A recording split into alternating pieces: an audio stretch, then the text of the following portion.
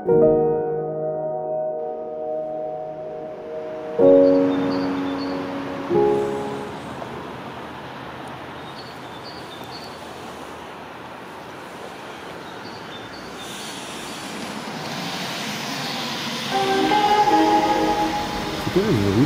numéro 1, voie 1, l'Intacité, entre en gare.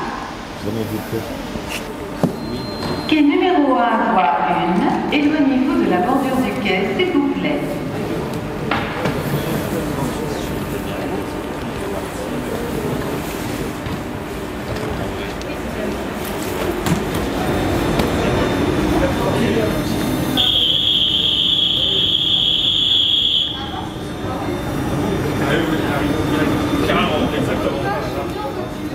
Ça c'est fort.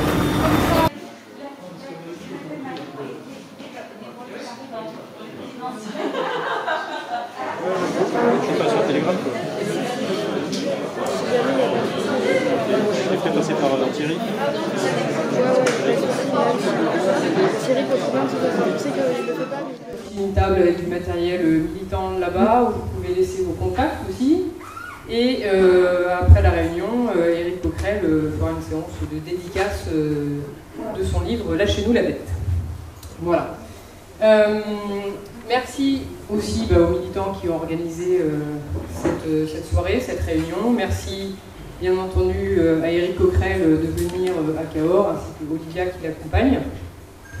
Donc ce soir, nous sommes réunis pour une réunion de l'Union populaire en soutien à la candidature de Jean-Luc Mélenchon.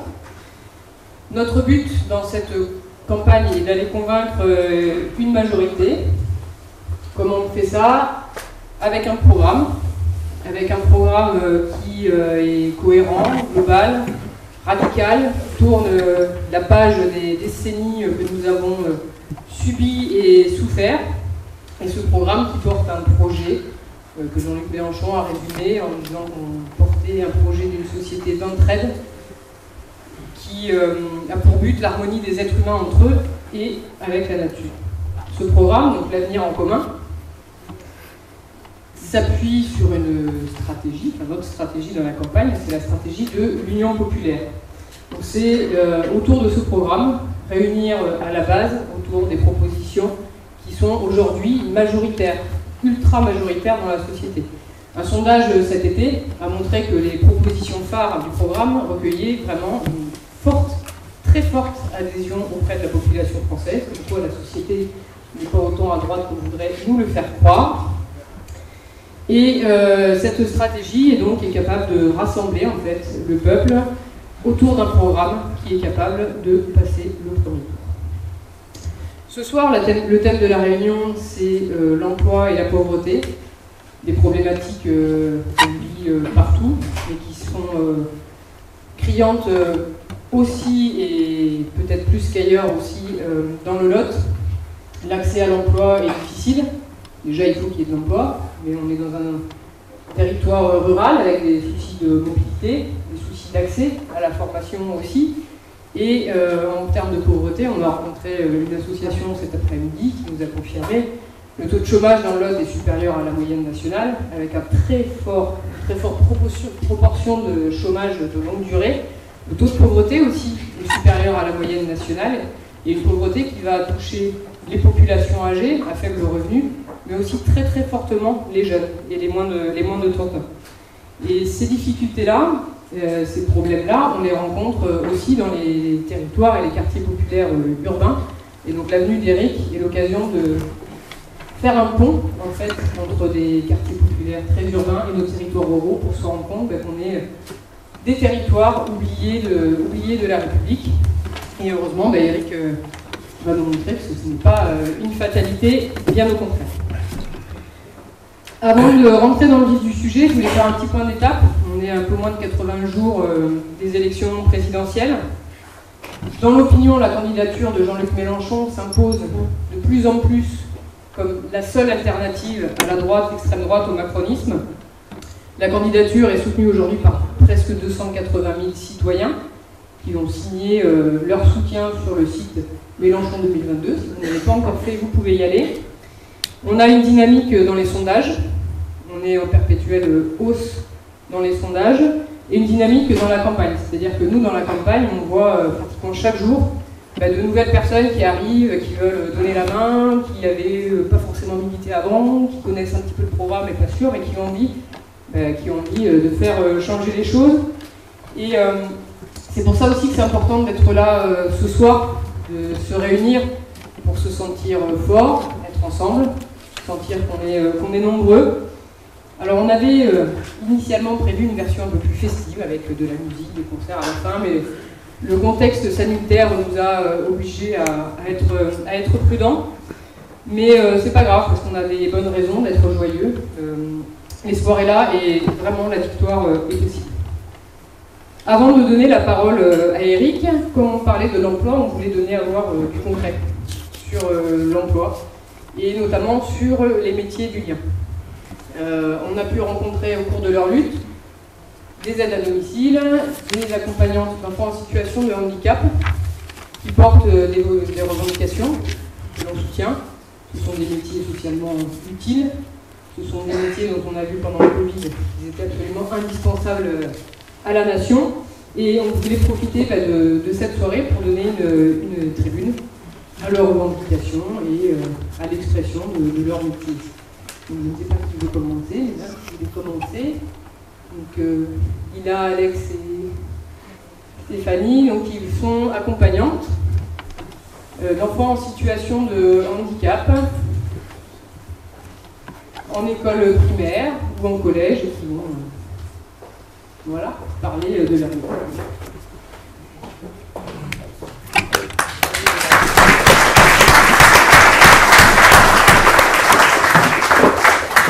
Bonsoir à tous.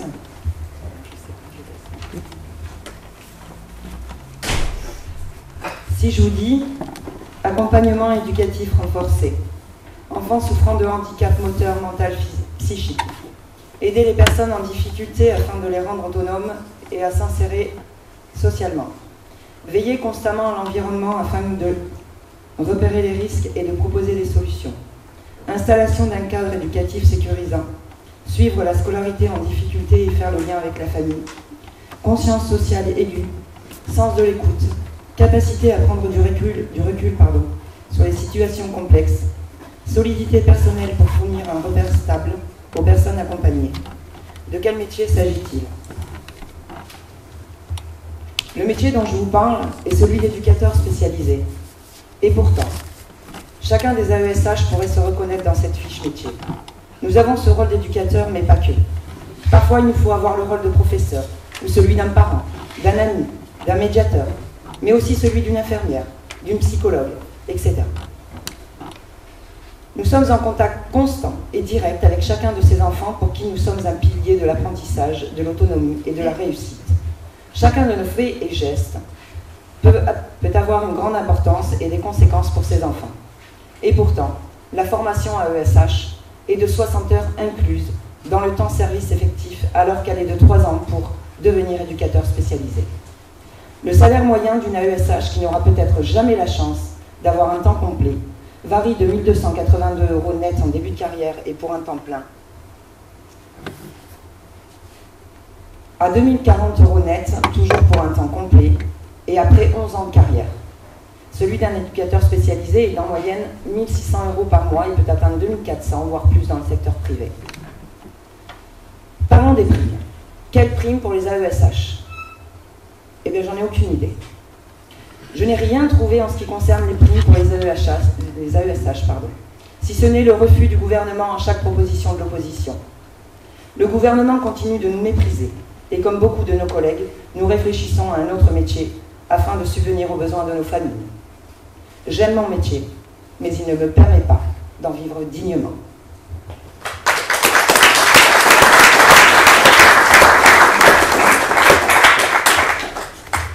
Bonsoir. Suite à ce que vient d'évoquer ma collègue, on a vécu un changement avec la mise en place des PIAL et donc nous souhaiterions les supprimer car les notifications des élèves, les notifications MDPH des élèves ne sont pas respectées, ne sont plus respectées parce parce que les élèves sont soit dispatchés dans les classes, la qualité des accompagnements sont dégradés quand certains élèves peuvent être dans la même classe, mais 1, 2, 3, 4 élèves pour une seule AESH, avec des troubles complètement différents et qui ne sont pas forcément compatibles les uns les autres. Si une AESH est absente, soit il n'y a pas d'accompagnement, ou alors il y a une prise en charge des élèves par les autres collègues au détriment des élèves pour lesquels elles sont elles-mêmes notifiées, ou bien certaines AESH sont baladées d'école au collège, au lycée comme un pion, sans prise en considération du niveau scolaire, ni du lieu d'habitation, etc. du jour au lendemain. Il n'y a pas de service de remplacement avec des AESH volantes qui en feraient le choix et avec des déplacements payés en temps et en heure. Ça n'existe pas. Sans remplacement, cela mène souvent à la déscolarisation d'élèves. Pour nous trois, ça se passe très bien, mais souvent les collègues ont fait remonter qu'ils souffraient du manque de considération des équipes, des établissements scolaires, de la direction, etc. Ça se voit beaucoup sur le primaire, car quand ça se passe parfois mal avec l'instit peut être aussi directrice ou directeur, et c'est compliqué. Donc il y a une difficulté de position et l'isolement aussi. Moi je sais que sur mon établissement nous sommes 8, mais parfois l'AESH peut être seule. Donc c'est pas simple. De ce fait, nous demandons un cadre professionnel bien défini, ainsi que des fonctions également bien définies, une formation continue pour les AESH embauchés, une reconnaissance du diplôme s'il y a un diplôme d'accompagnement, ou de l'expérience à partir de 3 ans, un statut de fonctionnaire de catégorie B, un salaire digne du métier et des compétences qui nous sont nécessaires pour le pratiquer.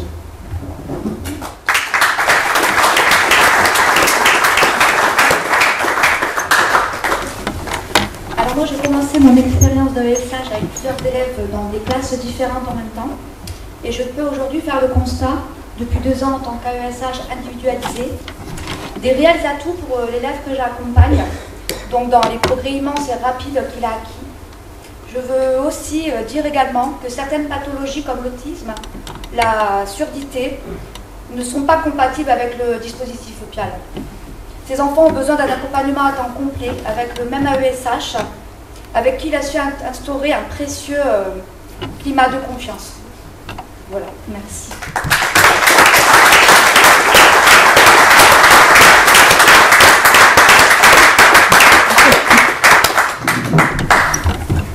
Merci beaucoup, merci à vous.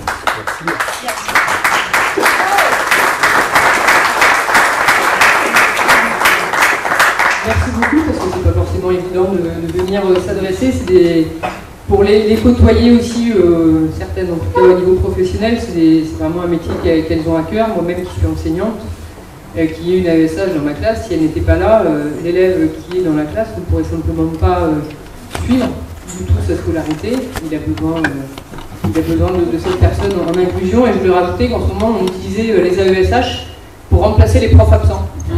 Voilà, c'est la nouvelle trouvaille.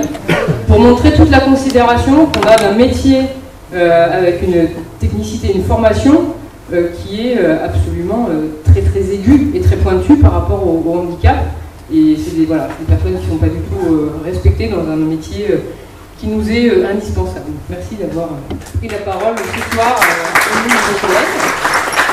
Et du coup, il y a également Daniel, qui est ABS à l'hôte à domicile, délégué CGT, je ne sais pas, voilà, qui va venir nous parler de son métier aussi et des revendications qu'elle porte. On profite de cette tribune parce que ces revendications commencent à devenir de plus en plus visibles dans la société et en France et la société. Je ne sais pas si on m'entend. Oui, ça va pas. Tu peux l'enlever. Oui, bonsoir. Alors moi, je suis auxiliaire de vie à domicile, et ça peut parler à beaucoup de gens d'ici, d'entre vous, qui ont soit de la famille ou voilà. C'est une problématique aujourd'hui parce qu'en fait c'est un métier qui est très mal revalorisé, qui n'est pas rémunéré à sa juste valeur. Donc du coup on manque à trouver des salariés, ce que je peux comprendre, hein, pour gagner le SMIC et faire de la route toute la journée parce qu'on change de personne en fait toute la journée. Donc on fait des journées très étendues, des fois jusqu'à 12 heures par jour en fait d'amplitude. Et c'est un métier qui n'est pas si facile que ça, parce qu'en fait il faut composer avec la personne aidée, avec la famille.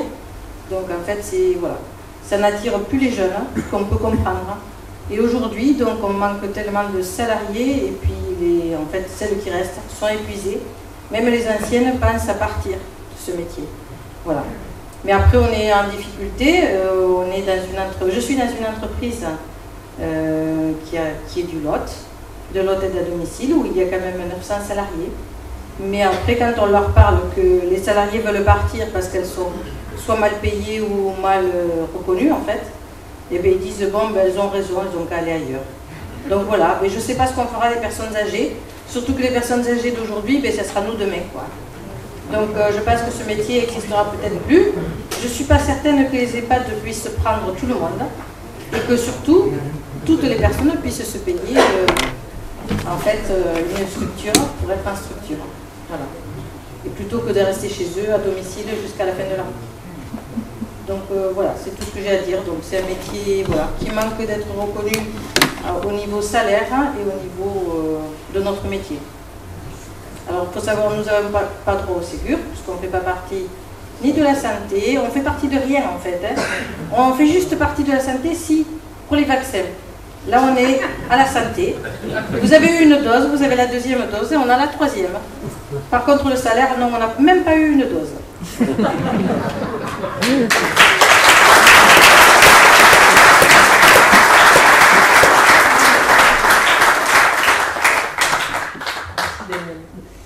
Et sans plus tarder, je vais donc laisser la parole à Éric Coquerel. Merci, bonjour à toutes et à tous. Vous m'entendez bien ? Super. Oui, tu parlais de l'énergie de la campagne, il suffit de voir les salles.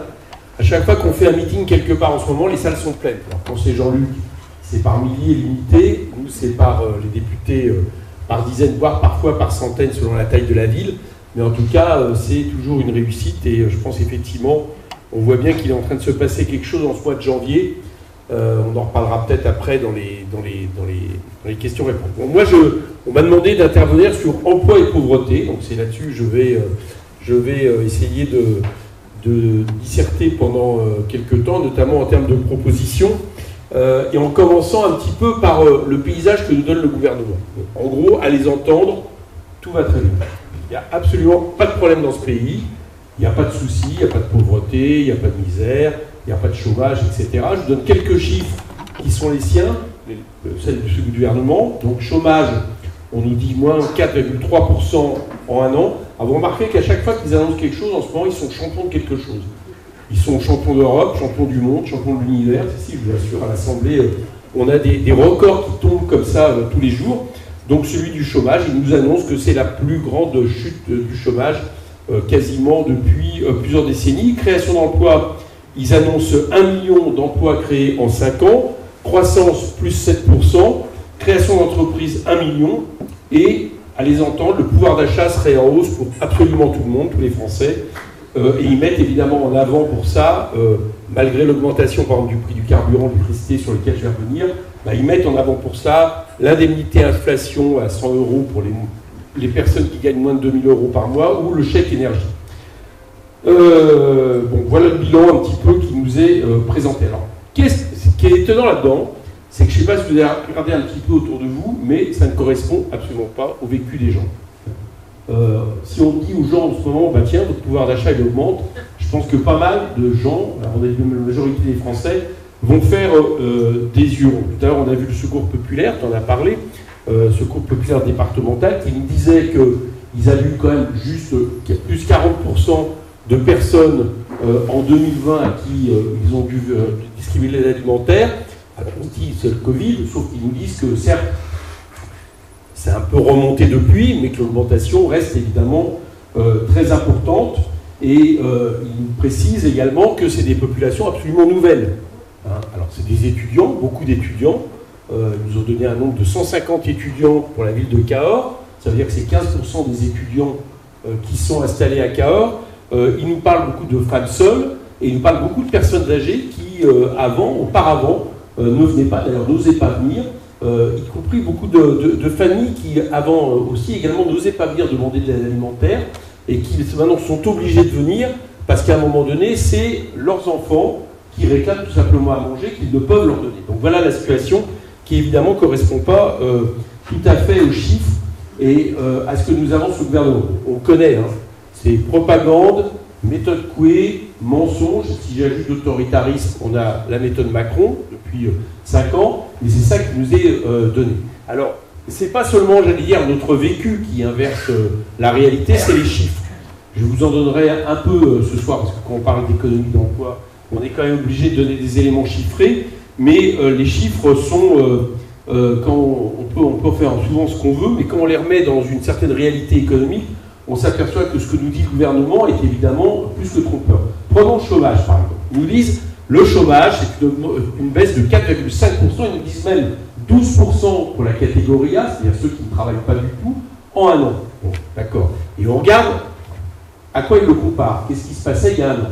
Et en fait, on s'aperçoit qu'ils comparent les chiffres du chômage il y a un an à celui du deuxième confinement, c'est-à-dire le pic le plus important en termes de répercussions économiques de la crise du Covid. Si vous regardez à 2 ans maintenant, par exemple, la réalité est tout autre.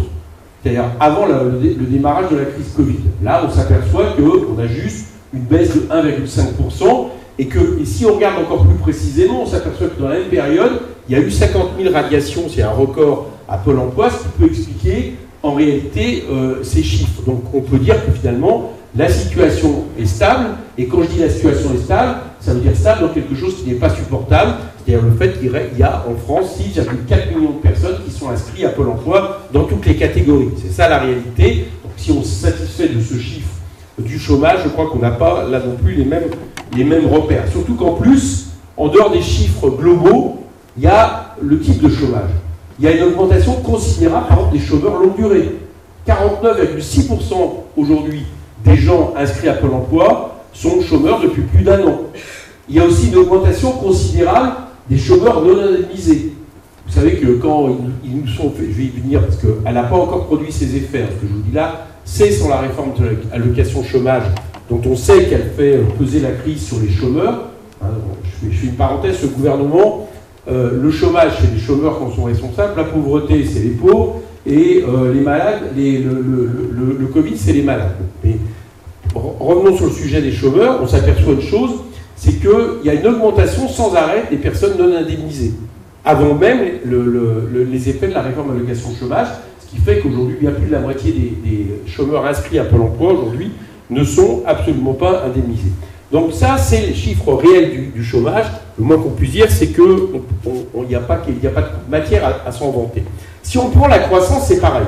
Ils nous disent plus 7% de croissance, c'est le meilleur rebond en termes de croissance économique que la France ait connu, etc. Oui, mais d'accord.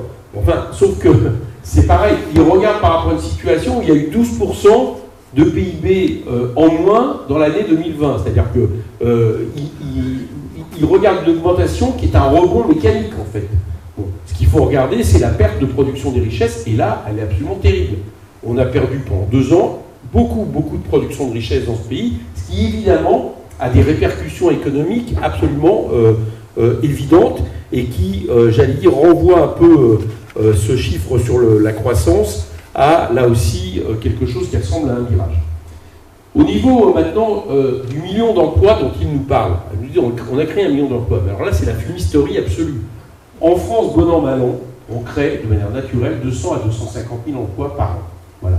Donc 1 million d'emplois en 5 ans, calculé, ça fait effectivement 200 000 emplois. Sous Hollande, il y en a eu un peu moins, il y a eu 870 000 emplois créés, mais ça n'a rien d'exceptionnel d'expliquer qu'1 million d'emplois sont créés. Bon, surtout qu'à côté de ça, on ne parle pas des emplois qui ont disparu. Il y a eu par exemple 11 500 emplois industriels qui ont disparu. Si on regarde aussi les emplois, on s'aperçoit qu'il y a eu 1 million d'emplois créés, mais il se garde bien de dire que dans ce 1 million d'emplois créés, il y en a 500 000 qui sont des CDD, du travail partiel, etc.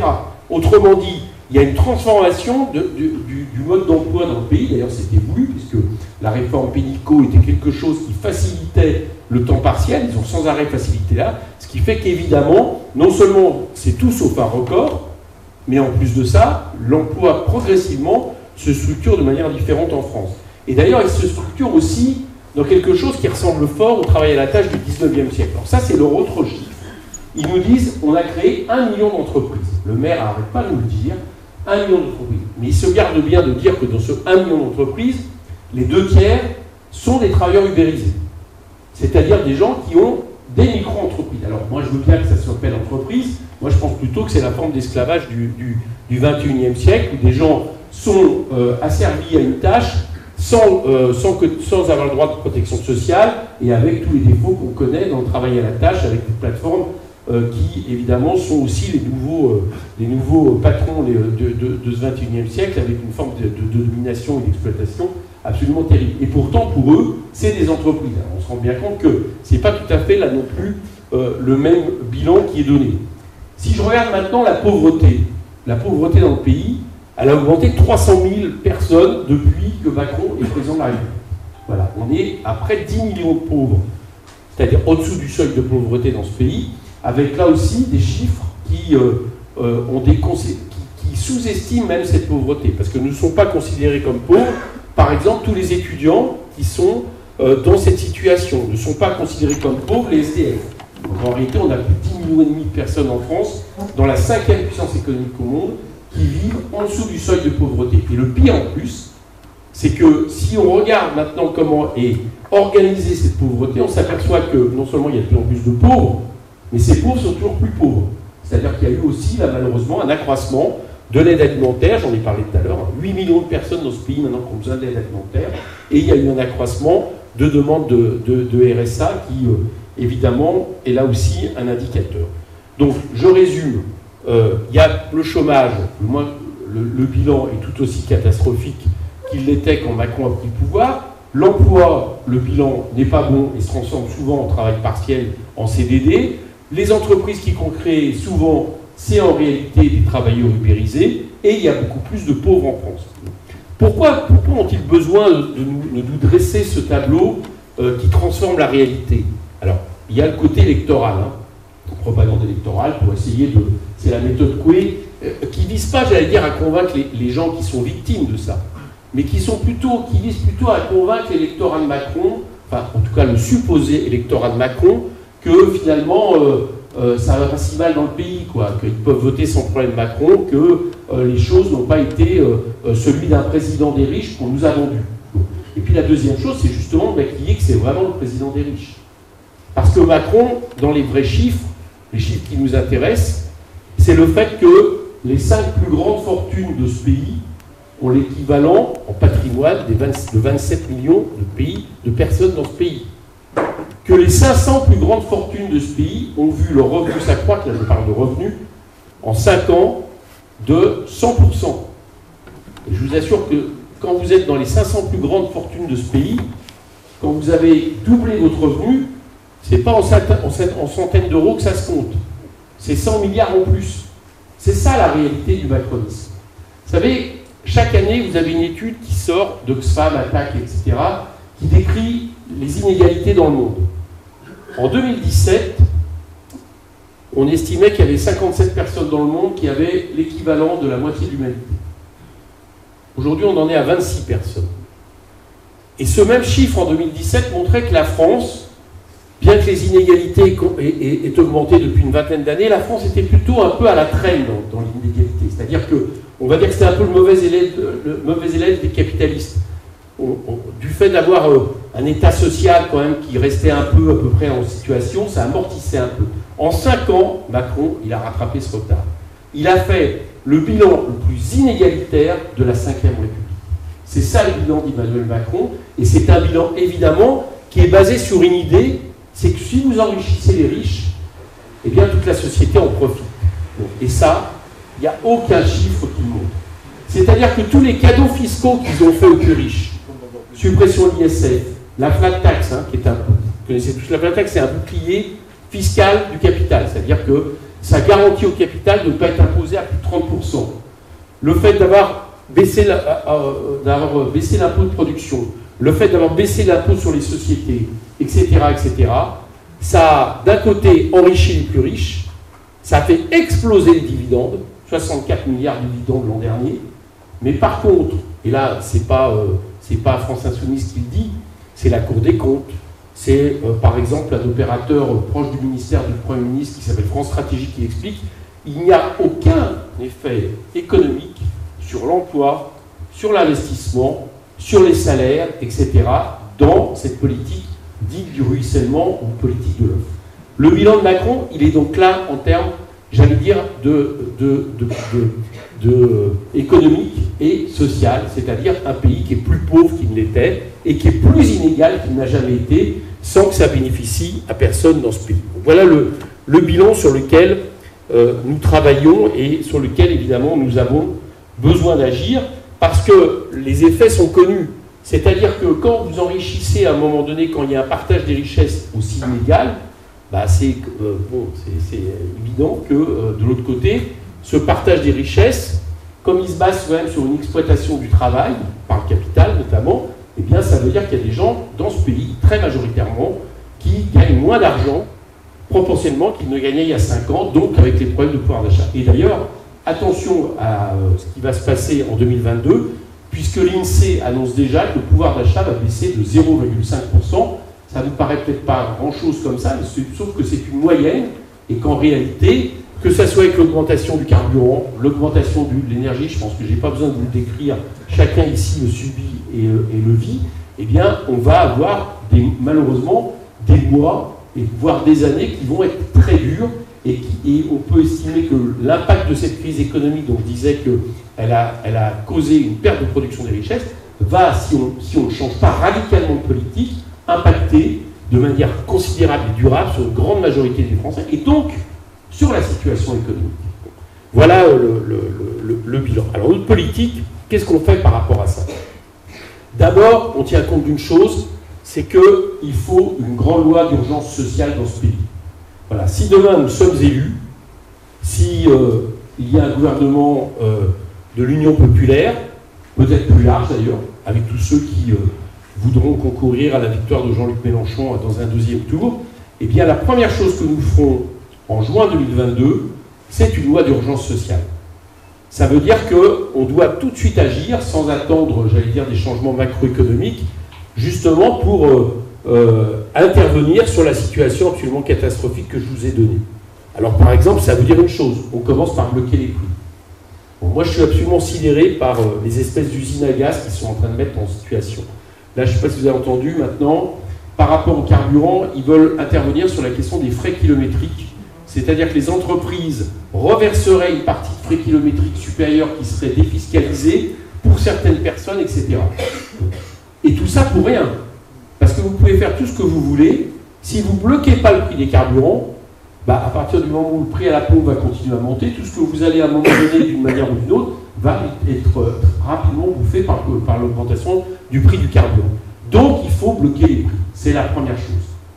On bloque le prix des carburants, on bloque le prix de l'énergie. On n'attend pas qu'il soit trop tard, comme le coup qu'ils nous ont fait sur le gaz, puisque le gaz, ils ont attendu qu'il augmente de 40% en un an, pour finir par dire on va bloquer le gaz, on va faire un chèque énergie, et d'ailleurs, on ne le dit pas, qui va être récupéré, parce que quand, en 2023, on va baisser le prix de régulation du gaz, ils ont déjà prévu de baisser moins qu'ils devaient baisser, ce qui fait qu'ils vont rattraper l'argent qui a été, entre guillemets, redistribué un peu pour compenser ce chèque d'énergie. Donc on bloque les prix alimentaires de première nécessité, on bloque les prix du carburant, c'est ce que nous proposons. La deuxième chose qu'on propose, c'est de commencer à intervenir tout de suite sur la question des salaires.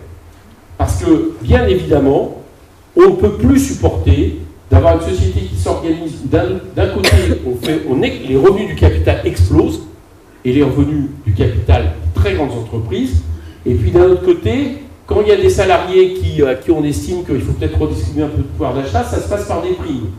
C'est toujours ponctuel, c'est toujours conjoncturel.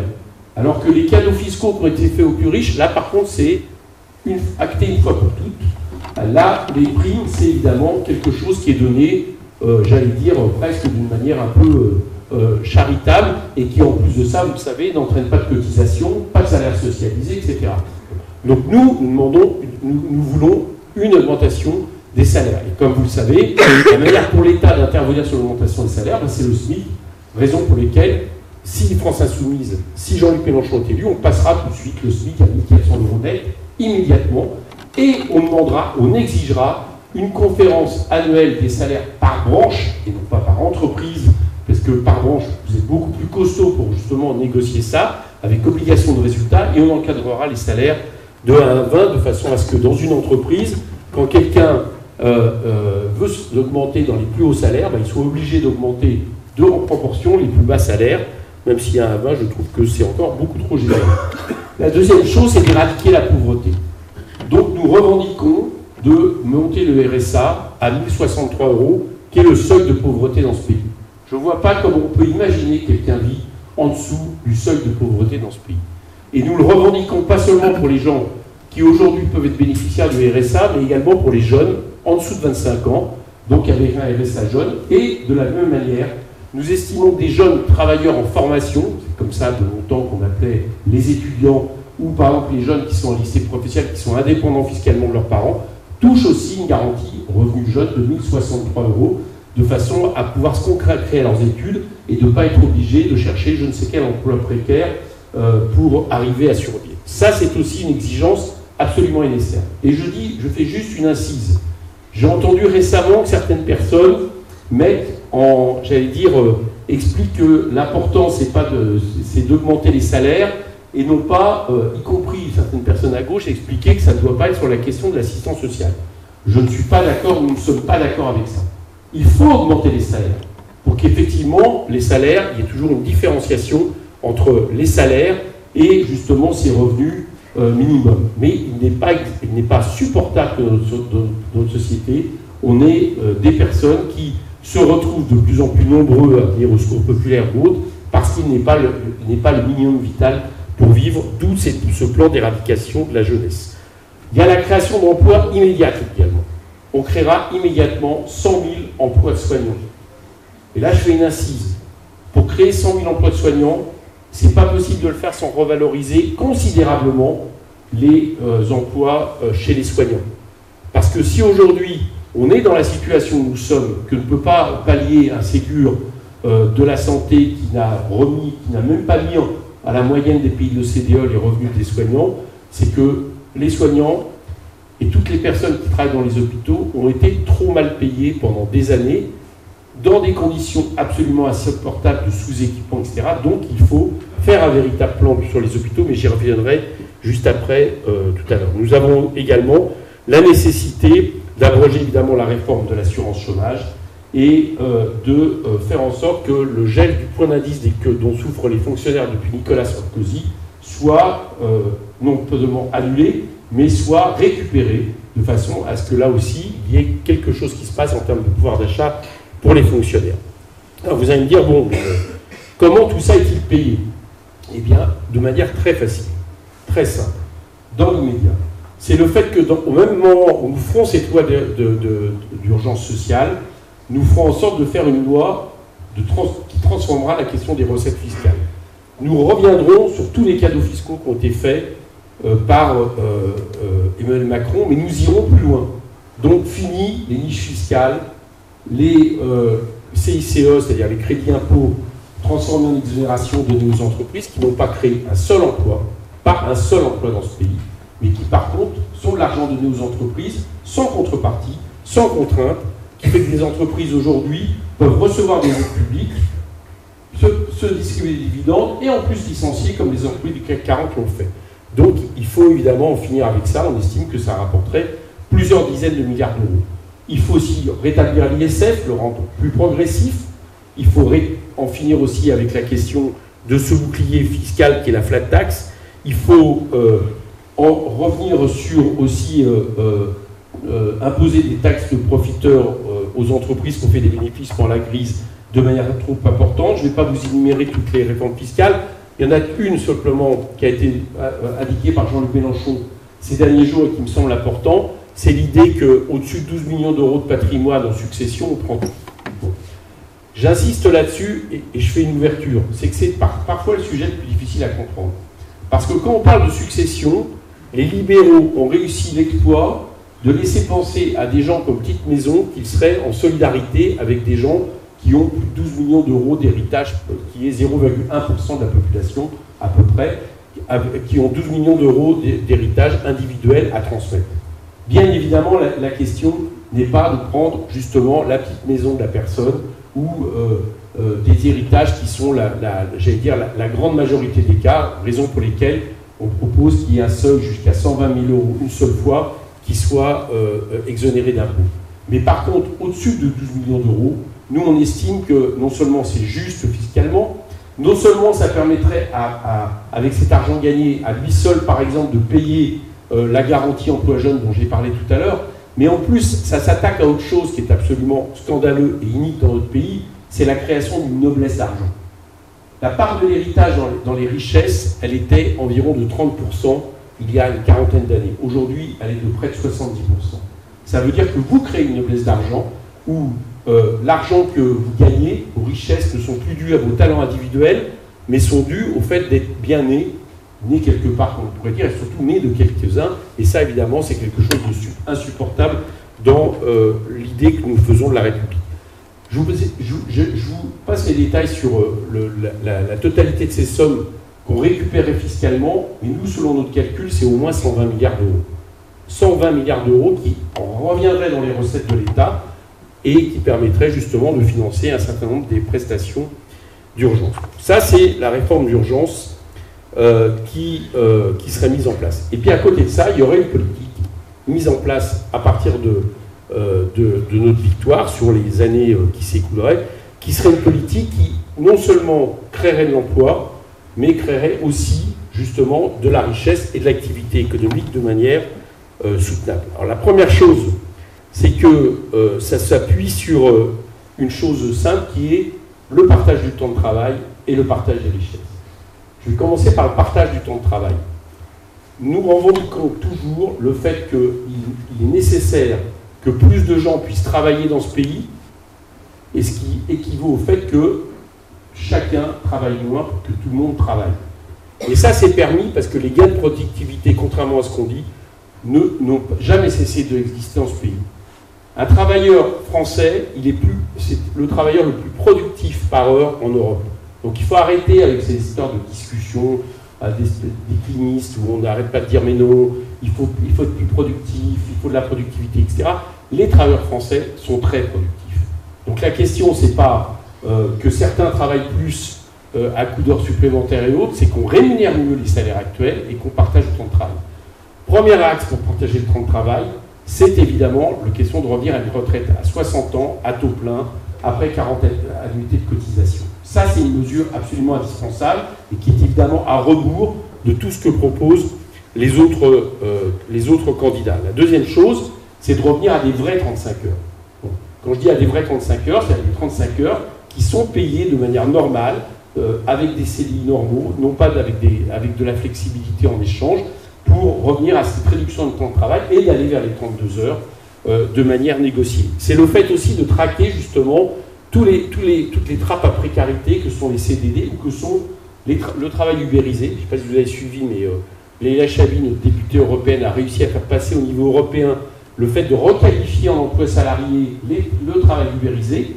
Alors ça ne s'applique pas immédiatement et automatiquement les pays européens, mais au moins c'est une arme pour l'imposer en France et de faire en sorte que là aussi on revienne sur cette précarité terrible qu'est le travail ubérisé. Et ces mesures de réduction du temps de travail permettront non seulement de chacun travailler moins, on peut l'assumer, mais aussi de travailler, que beaucoup travaillent plus, qu'il y ait beaucoup plus de monde qui travaille, et là de réduire évidemment le chômage. Deuxième axe pour créer de l'emploi, c'est le partage des richesses.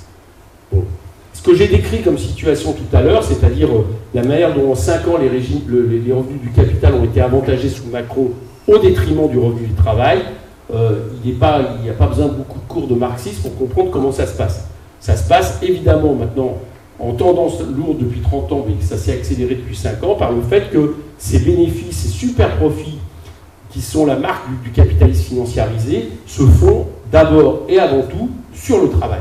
Donc il faut rééquilibrer la donne, et ça passe par un partage des richesses, donc ça passe par l'augmentation des salaires, j'en ai parlé tout à l'heure, ça passe par l'augmentation des minima sociaux, ça se passe aussi par exemple, des allocations autonomie qui soient individualisées et qui soient déconjugalisées, contrairement à ce que les macronistes ont refusé de voter pendant tout le quinquennat contre l'avis de toutes les oppositions.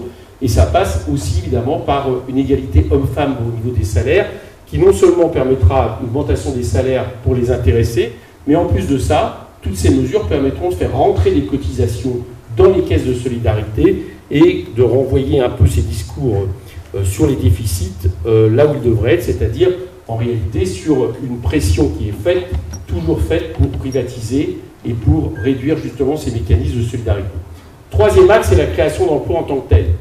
Bon, et là, j'allais dire qu'on a de quoi faire. Pourquoi on a de quoi faire? Parce qu'on a, depuis une trentaine d'années, là encore accéléré sous les 5 ans de Macron, une destruction de la fonction publique, une destruction des services publics, dont des départements comme le Lot, un département comme celui de la Seine-Saint-Denis dont je suis l'élu, connaissent à quoi ça équivaut. Ça équivaut à toujours moins de services publics de proximité, ça équivaut à toujours moins de services publics de santé, à moins d'hôpitaux de proximité. J'entendais tout à l'heure l'anecdote sur les maternités dans le Lot, où j'ai bien compris, il n'y a plus qu'une maternité, où on nous dit que maintenant les pompiers sont formés pour faire des accouchements dans les véhicules d'urgence qui sont les leurs. Donc on a une situation où l'égalité que promet théoriquement la République, c'est-à-dire l'égalité toutes et tous sur le territoire, n'est plus qu'à 20 mots, parce que la plupart des gens sont privés de ces services publics, ces besoins fondamentaux. Et c'est vrai, j'allais dire aussi, pour toutes les personnes qui travaillent sur les personnes fragiles. Je pense notamment, on parlait tout à l'heure des AESH, c'est pas normal que des personnes qui travaillent justement sur les plus fragiles de nos concitoyens soient des personnes qui soient non seulement en termes de salaire, en termes de statut, en termes de reconnaissance aussi de leur profession, qui soient aussi désavantagées et au final méprisées alors qu'elles sont indispensables. C'est vrai pour les AESH, mais j'allais dire, c'est vrai pour le scandale qui vient d'éclater aussi avec les EHPAD, et qui concerne aussi beaucoup de départements ruraux. Ce n'est plus supportable qu'on ait une politique du grand âge qui non seulement sert à faire des profits pour des boîtes qui ont des EHPAD, mais qui en plus le font avec un sous-effectif, que ce soit à travers l'aide au domicile ou dans les EHPAD, qui est absolument anormal pour un pays comme le nôtre. Bon. On en est, l'autre jour, Ferrand était interrogé là-dessus par Caroline Fiat, notre députée dont nous sommes fiers et qui était, comme vous le savez, aide médicale dans un EHPAD. Bon, il est très content, Ferrand, d'avoir permis, dit-il, que désormais il y ait au moins une infirmière dans les EHPAD la nuit. D'accord, mais c'est pas ça dont il est question. Ce dont il est question, c'est d'essayer, par exemple, de se mettre au niveau de l'Allemagne. En Allemagne, il y a 10 personnes pour 10 patients, c'est ça la réalité. Bon. Au Danemark, c'est même 12 personnes pour 10 personnes qui soient des fonctionnaires de maison de retraite. Donc il faut évidemment mettre le paquet là-dessus, non seulement parce que c'est normal, mais en plus parce que, en plus de ça, ça crée de l'emploi. C'est vrai aussi de tout ce qu'on peut dire sur l'hôpital. Je reviens juste là-dessus rapidement sur la question de l'hôpital. Bon. La question de l'hôpital, c'est quand même le plus grand scandale, on peut dire, des 30 ans de néolibéralisme qu'on vient de vivre. C'est le plus grand scandale parce que les soignants, depuis 3 ans, ils n'arrêtent pas de manifester, de se mobiliser. Moi, je me rappelle, il y a l'image de soignants qui sont face à Emmanuel Macron en 2018. Emmanuel Macron leur répond, il n'y a pas d'argent magique. Bon. Le même Macron qui a dû trouver de l'argent magique en catastrophe quand tout d'un coup la crise du Covid a complètement débordé les hôpitaux, pas suffisamment. Hein. Le Ségur n'est pas suffisant l'autre, mais enfin, il a quand même fallu qu'il aille trouver 10 milliards d'euros en catastrophe parce que la situation, elle devenait complètement ingérable. L'hôpital, c'est, j'allais dire, le symbole de ce qui est le néolibéralisme. Avant, par rapport au système de santé français, qu'est-ce qu'on faisait? On délimitait les besoins et on allait chercher les recettes. Et puis dans les années 90, ils ont créé l'ONDAM. Et l'ONDAM, ça a été le fait tout d'un coup qu'on ait désormais des budgets de la santé qui soient votés par l'Assemblée et qui soient votés sur la logique inverse. C'est-à-dire qu'on définit les recettes et on regarde après ce que ça donne pour répondre aux besoins. C'est, j'allais dire, le premier acte fondateur des problématiques de l'hôpital dans ce pays. Il y en a eu d'autres par la suite. Il y a eu la loi Bachelot, il y a eu la tarification à l'acte, tout ça allant vers un hôpital qui, soi-disant, doit être rentable. Alors, je ne sais pas si vous avez entendu, regardez hier l'émission que moi j'ai trouvée assez piégeuse hier soir sur Face à Baba. Il y a eu un moment comme assez exceptionnel où il y a eu une médecin, l'urgentiste Sabrina Benali, qui a pris la parole et qui a expliqué concrètement qu'est-ce qu'il faudrait faire finalement pour déjà répondre aux besoins des hôpitaux. Ne serait-ce, et ça peut être valable ça pour les AESH, cette méthode, ça peut être valable pour tous les gens qui travaillent justement dans ces secteurs, ne serait-ce que le fait que le personnel énumère tout ce qui manque, concrètement, matériellement, et qu'un gouvernement soit obligé de répondre justement à ça. Une espèce d'obligation de résultat inversée, où cette fois-ci c'est un gouvernement qui devrait répondre justement aux demandes des personnels pour faire ne serait-ce que correctement leur métier. Donc ça c'est sur la question de l'hôpital, ça nécessite un 100% sécu, c'est ce qu'on propose, et ça nécessite des embauches massives, et le fait de ne pas continuer à faire trouver le gouvernement année par année, parce que ça, en tant que commissaire aux finances, je peux vous assurer que c'est le cas. D'un côté, ils nous disent qu'il y a le Ségur, et de l'autre côté, ils votent des budgets de la sécurité sociale qui structurellement baissent à peu près d'1 milliard par an. Et donc, la conséquence, on la connaît, c'est qu'en pleine crise Covid, ils ont trouvé le moyen de fermer 5700 lits d'hôpitaux l'an dernier, et ça fera en tout 17 000 lits d'hôpitaux fermés sous Macron, donc on voit bien les conséquences. Et ça, évidemment, mettre le paquet pour la santé, c'est à l'hôpital, mais c'est aussi s'attaquer aux déserts médicaux. C'est par exemple créer des médecins fonctionnaires. Alors c'est quoi un médecin fonctionnaire? C'est simple. C'est un étudiant en médecin à qui on paye ses études et on lui donne un revenu pendant ses études. Mais en échange, il aura un certain nombre d'années où il sera considéré comme un médecin fonctionnaire, payé normalement, pour justement aller là où c'est nécessaire. C'est le fait de revenir à des centres pluridisciplinaires de santé partout, de façon à garantir que l'accès à la santé ne dépende pas du lieu où vous habitez, où vous vivez, et que des déserts médicaux, que ce soit des déserts médicaux en Seine-Saint-Denis ou des déserts médicaux dans le Lot, et là encore, ça crée de l'emploi, considérablement d'emploi. Et c'est vrai aussi, j'allais dire, dans cette autre grande administration qu'est l'éducation nationale.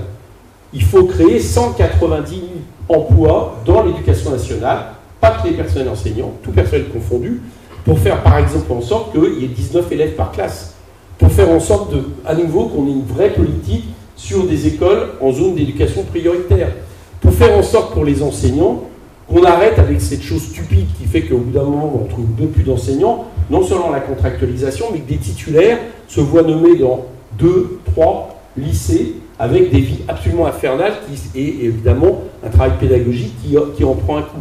Nous, on a calculé ce que ça pourrait créer comme emploi, de remettre par exemple de l'emploi aussi dans les administrations qui ont été attaquées par ces politiques stupides d'un fonctionnaire sur 2 partant à la retraite. On peut créer 1 million d'emplois rapidement.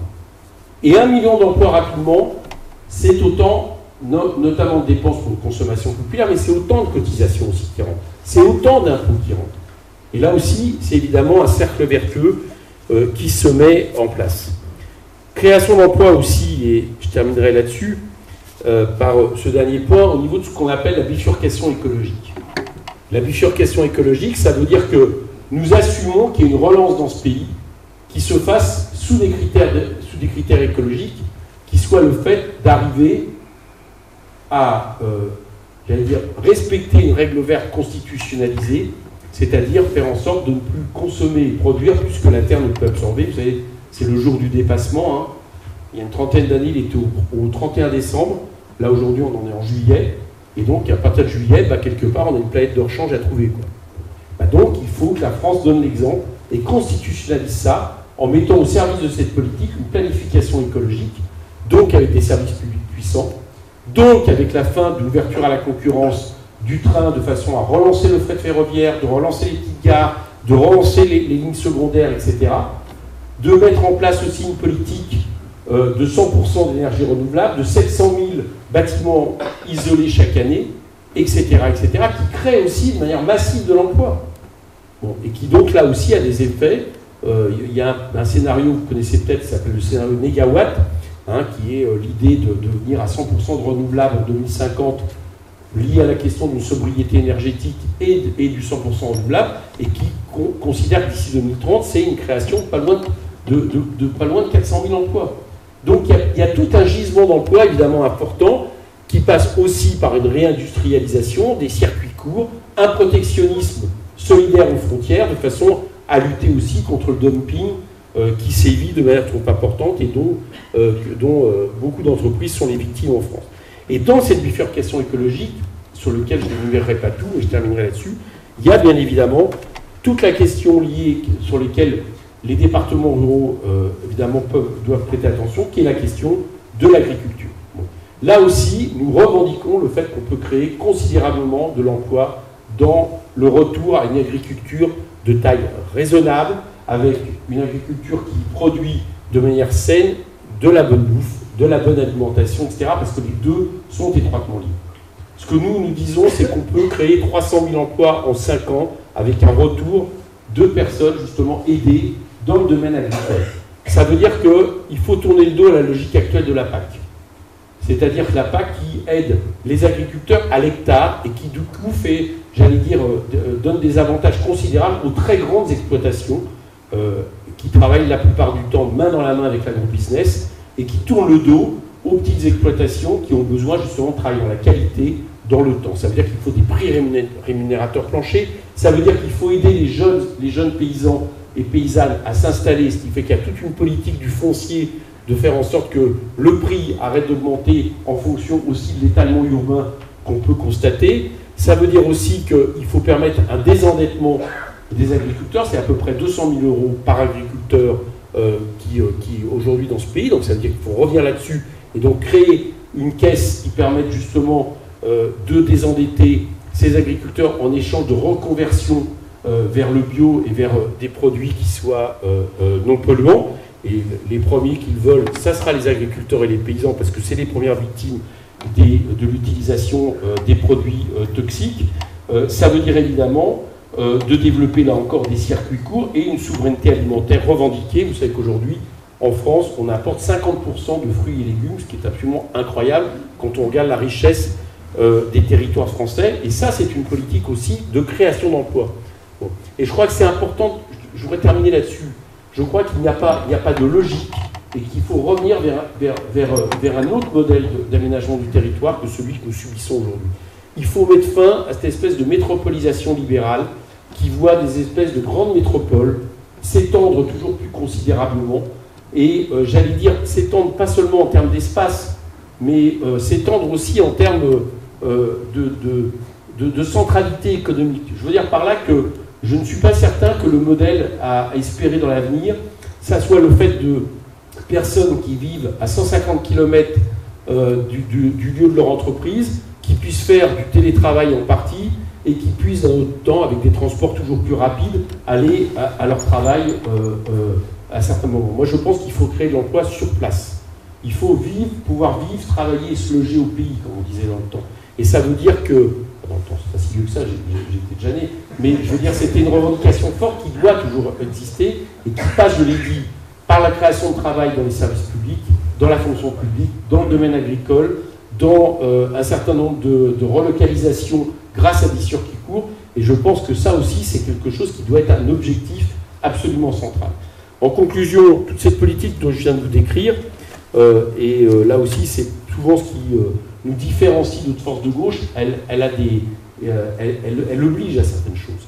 Si vous voulez en finir avec l'ouverture à la concurrence, si vous voulez permettre des investissements qui ne regardent pas la question des déficits comme l'alpha oméga d'une politique économique, j'ai pondu un bouquin, là, lâchez-nous la dette, je pourrais vous en reparler après si vous voulez, que je signerai volontiers tout à l'heure, ça veut dire une chose, c'est qu'on doit désobéir aux traités européens. On doit rompre avec les traités européens. Rompre avec les traités européens, ça ne veut pas dire qu'on sort de l'Europe, parce que de toute façon, si la France n'est plus dans l'Europe, ça ne serait pas l'Union européenne telle qu'elle est aujourd'hui, et qu'il n'y a pas de raison, j'allais dire, de laisser cette sphère d'influence à la domination d'autres pays, notamment l'Allemagne, mais ça veut dire que nous assumons, en tant que deuxième puissance économique du continent, le fait de désobéir à tous les aspects du traité européen qui nous empêcheraient d'appliquer la politique qui est la nôtre. Et quand, dans le même temps, à partir de cette désobéissance, nous imposerons une renégociation sur la base, effectivement, effectivement d'autres projets pour l'Europe. Et je pense que là-dessus, là aussi, il n'y a pas de raison de penser que la France ne puisse pas, grâce à cette exemplarité, montrer qu'il y a une autre voie que celle du néolibéralisme, de l'austérité, de l'autoritarisme, qu'on vit maintenant de manière trop importante dans cette Europe du libre-échange. Voilà ce que je voulais vous dire pour parler d'emploi, de pauvreté, et qui m'amène un peu à résumer une partie du programme sur le plan économique. Merci.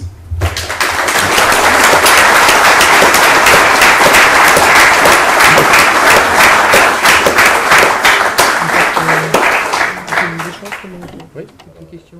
Ouais.